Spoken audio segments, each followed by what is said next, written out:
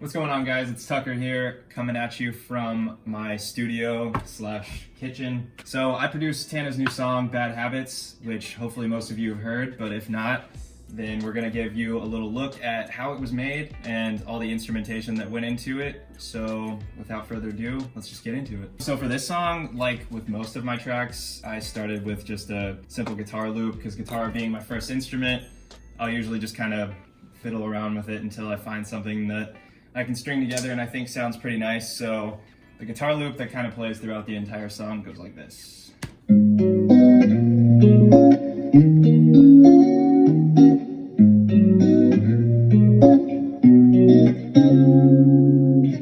So yeah, pretty simple. Usually with my melodic pieces of the song, I try to keep them relatively simple just so there's a lot of room for Tana, being the artist, to come in and sing, and then a lot of room for the drums to kind of add the motion in the track.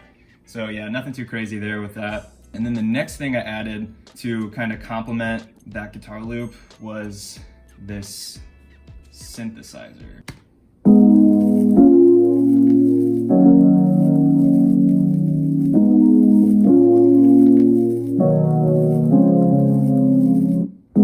So I got that from a sample pack that Slate Digital makes. It's with their Anna 2 synthesizer. That synth has a whole library of different sounds, so I'll usually scroll through there forever until I find something that kind of meshes with the guitar tone that I have going already. So together, the guitar and the synth sound like this.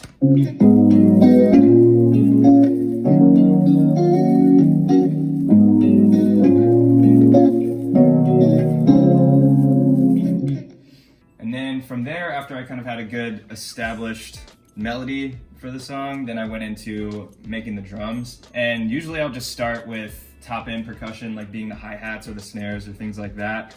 So I think what I did next with this one was just go ahead and add just a simple snare pattern.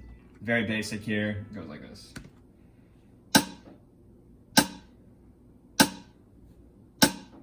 So very standard, just simple snare sound there. And then on top of that, after I added the snare, I'll start throwing in some other percussion to give it more movement. So I added this hi-hat.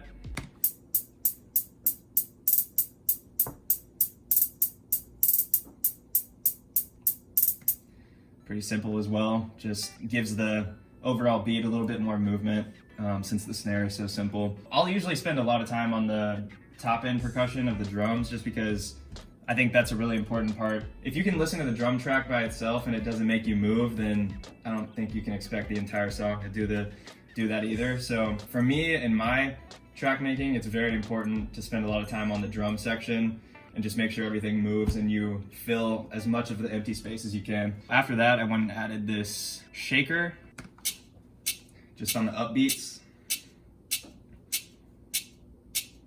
And then moving on from the shaker, I also added this open hat that comes in every so often to complement the snare.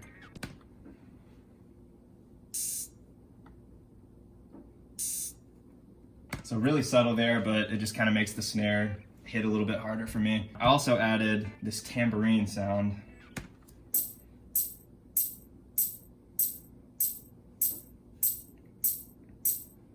Again, the goal with these things just being to make the track move a little bit more, give it more bounce. This part only comes in the chorus, but I just added another hi-hat just to kind of make a little bit more of a disconnect between the verse and the chorus and make the chorus move a little faster. It's just very simple.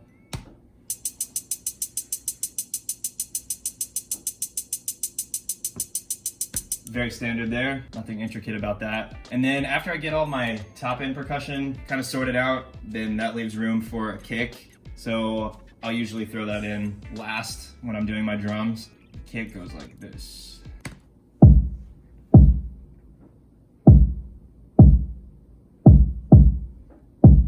So there's that. You can go ahead and we'll put all the drums together. So all the drums together should sound like this.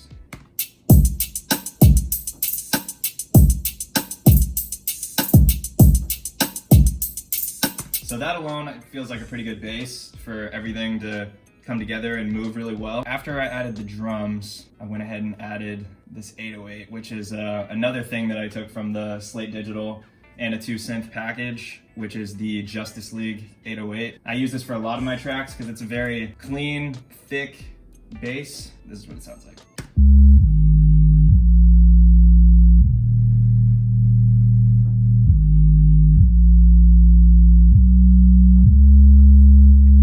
Nothing crazy there either. It's just following the root notes of the melody. That with the drums, without any melody or anything.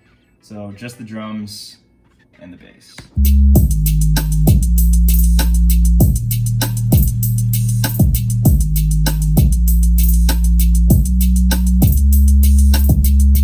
So that's already sounding pretty good. There's a couple little things that I added, just little small things that, yet again, this was kind of just something I added to offset the verse from the chorus again and let you know that the chorus was coming. So this is just a really simple little drum break that I added.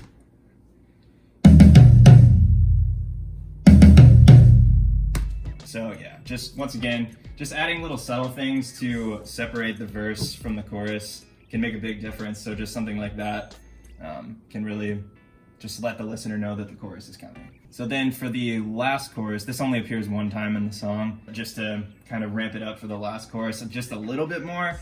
I just added this little swell into the last chorus, so it sounds like this.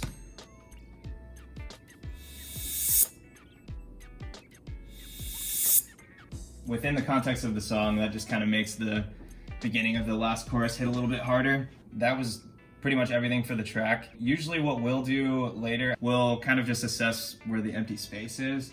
So for this song, the chorus didn't quite feel big enough with all of the melodic parts and everything. So we decided to add this little harmony stack. So for that, it sounds like this.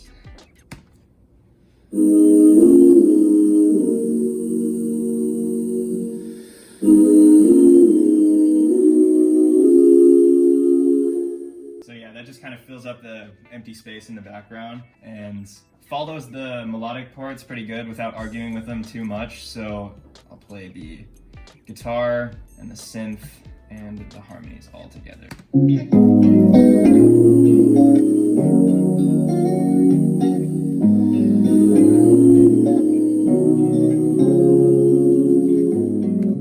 All of those things work pretty well together. Nothing's really too busy and getting in the way of the other instruments. I think they all kind of sit pretty nicely together there. With that being said, all together, everything sounds like this.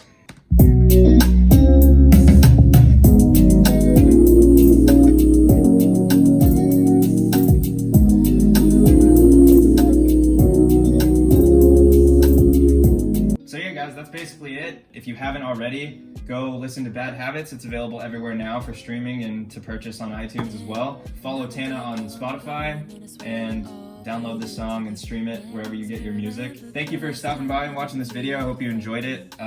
Stay tuned with both of us because we'll have new music on the way very soon. Stay tuned with this YouTube channel, Tana's Instagram as well as mine. Thanks again for watching and we'll see you soon. 'Cause it could be so easy, but I make it so hard.